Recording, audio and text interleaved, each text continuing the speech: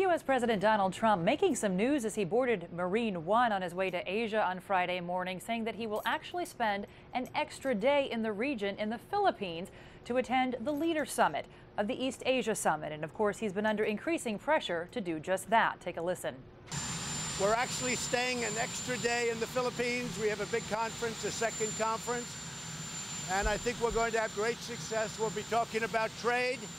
We'll be talking about, obviously, North Korea.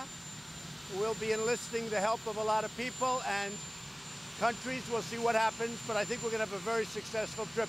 And a Korean embassy official told me in response his attendance is, quote, very good news, not only for the ROK, but for all of our Southeast Asian friends. Now, the White House says that this is going to be the longest trip to the region by any U.S. leader in more than 25 years. The president will begin in Hawaii, followed by a trip to Tokyo and to Seoul, where he'll have a state visit and a major speech on DPRK denuclearization before the ROK National Assembly. He then travels to Beijing, where he will also have a state visit with Chinese President Xi Jinping, focusing on trade and the DPRK nuclear crisis. He then travels to Vietnam to participate in the APEC conference. That's a major speech on regional trade expected there.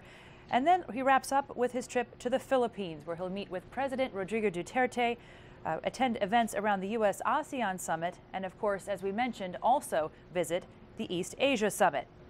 According to his national security advisor, Trump will focus on three main lines of effort, including the DPRK nuclear issue, which will take the top of the agenda, free and fair movement around the region, and what he calls fair and reciprocal trade in the Indo-Pacific. And of course, when it comes to the DPRK nuclear issue, we expect Trump to use that ROK National Assembly speech to try to rally and galvanize the international community around the international sanctions effort taking place against Pyongyang.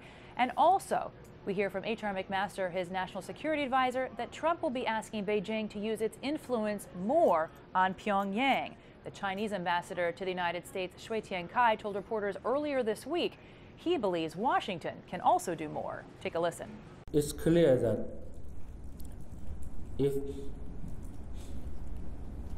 only China is making its best efforts and others are doing things that could lead to escalation of tension, this issue will not be solved. China is definitely doing more, but obviously it's not enough until all of us achieve denuclearization. Just before he left on his trip, the U.S. Treasury Department formally blocked the Chinese bank called the Bank of Dandong from the U.S. financial system. It accuses the bank of providing a gateway for financing of Pyongyang's illegal nuclear weapons program. Jessica Stone, CGTN, Washington.